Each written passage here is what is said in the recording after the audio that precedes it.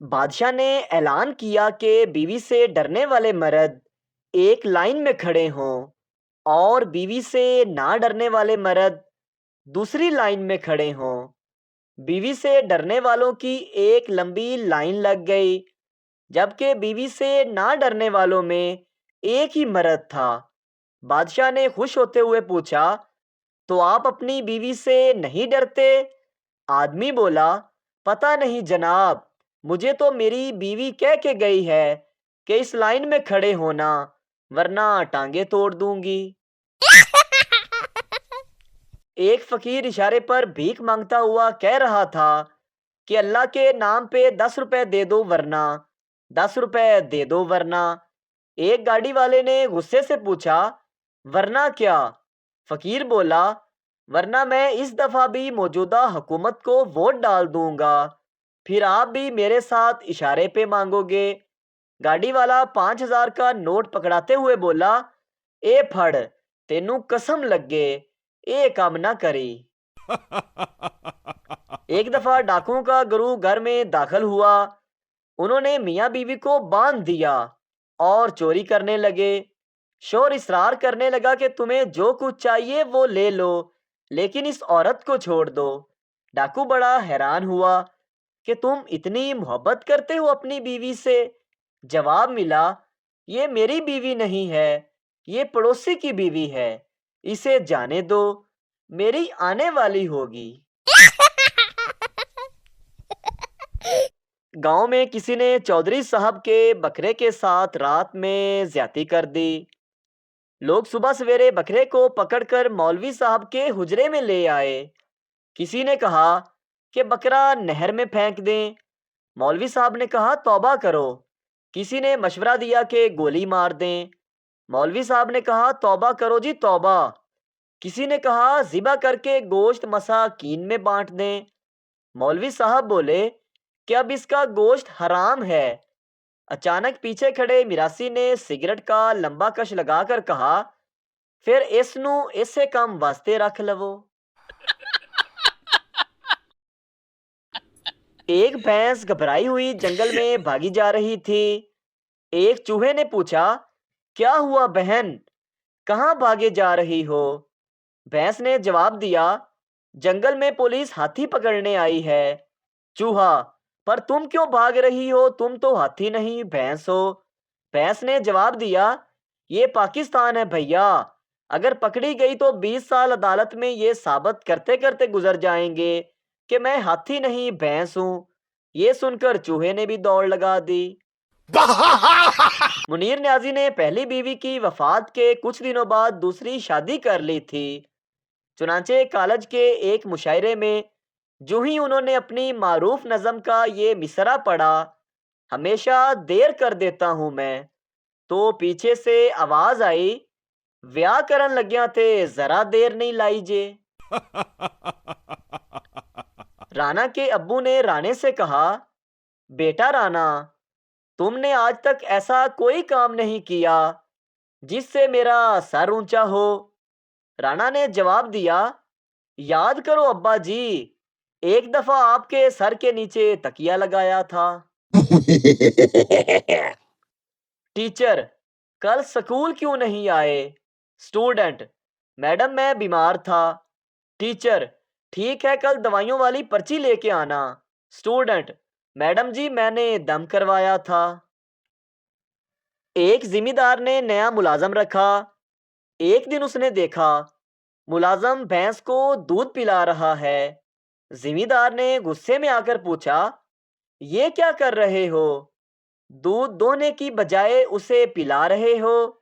اس پر ملازم نے کہا، دودھ بہت پتلا تھا جناب، میں نے سوچا دودھ کو ایک چکر اور دے لوں۔ ایک شخص بولا، یہ لڑکا تمہارا کیا لگتا ہے؟ دوسرے نے جواب دیا، یہ میرے دور کا بھائی ہے۔ پہلا، دور کے بھائی سے تمہاری کیا مراد ہے؟ دوسرے نے جواب دیا، میرے اور اس کے درمیان 10 بھائیوں کا فاصلہ ہے۔ ایک آدمی کے سر پر کہیں کہیں بال تھے۔ چند لڑکے اس کے پیچھے آ رہے تھے۔ ان میں سے ایک لڑکا بولا، ان صاحب نے تو سر پر گھاس اگا رکھی ہے۔ یہ سن کر وہ صاحب بولے، تبھی تو گدھے میرے پیچھے پیچھے آ رہے ہیں۔ ایک بچے نے اپنی ماں سے پاکستان کا جھنڈا خریدنے کی فرمائش کی۔ ماں نے دکاندار سے جھنڈا دکھانے کے لیے کہا۔ اس نے جھنڈا دکھایا تو وہ بولی، کسی اور رنگ میں دکھاؤ۔ ایک دیہاتی کسی بڑے ہوٹل میں گیا اور چائے کا آرڈر دیا۔ بیرا ایک چھوٹے سے کپ میں ذرا سی چائے لے کر آیا۔ اس نے ایک ہی گھونٹ میں چائے ختم کر دی اور بولا، میٹھا ٹھیک ہے، چائے لے کر آؤ۔ استاد، آپ کے بیٹے نے اسکول کے تمام ریکارڈ توڑ دیے ہیں۔ باپ، نالائق کہیں کا، گھر میں برتن توڑتا رہتا ہے اور یہاں ریکارڈ۔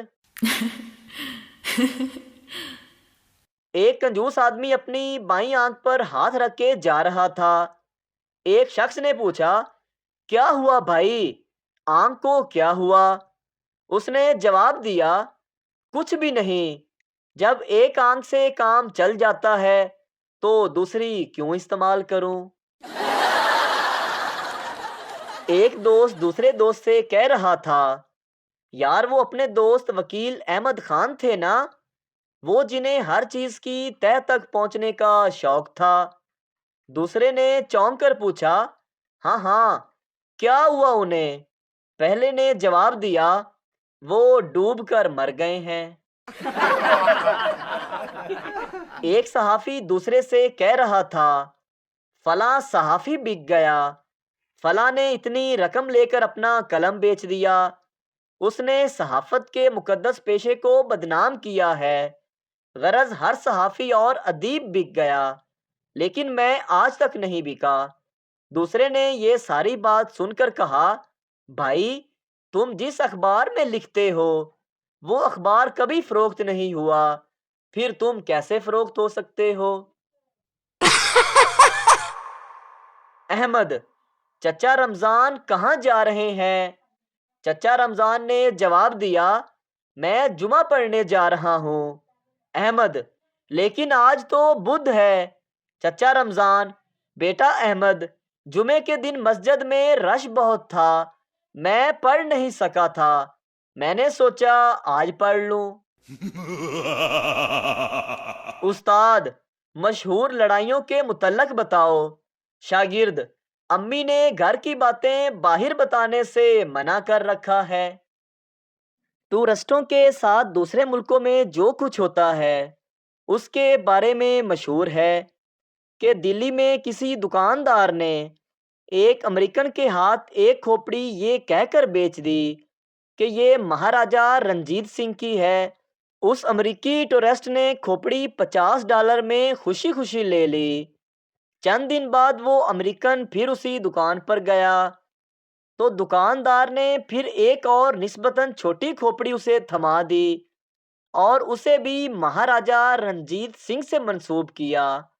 امریکن بہت جھلایا کہ رنجیت سنگھ کی کھوپڑی تو میں ابھی پرسوں لے کر گیا ہوں۔ دکاندار نے مسکرا کر کہا، جناب یہ ان کے بچپن کی ہے۔ ایک بار ہم میاں بیوی بیٹھے زندگی اور موت کی بابت باتیں کر رہے تھے۔ میں نے کہا، بیگم میں ایک زندہ لاش کی حالت میں نہیں رہنا چاہوں گا۔ اگر کبھی ایسا بیمار پڑوں کہ بے ہوش اور بے حواس ہو جاؤں اور محض آکسیجن ماسک اور ٹیوبوں پر میری زندگی منحصر ہو کر رہ جائے تو براہ کرم ان ٹیوبوں، ٹوٹنیوں اور تاروں کو ہٹا کر مجھے فطری حالت میں چھوڑ دیا جائے تاکہ ان کی اذیت سے آزاد ہو کر طبعی موت مر سکوں۔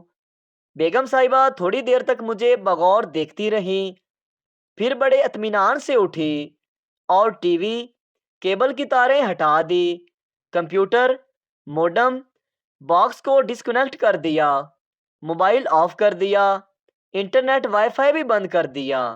سبق: بولنے سے پہلے سوچ لیا کرو۔ خاتون خانہ کی سوچ کا رخ کسی طرف بھی ہو سکتا ہے۔ پولیس والا، ہمیں خبر ملی ہے کہ آپ کے گھر میں دھماکہ خیز مواد موجود ہے۔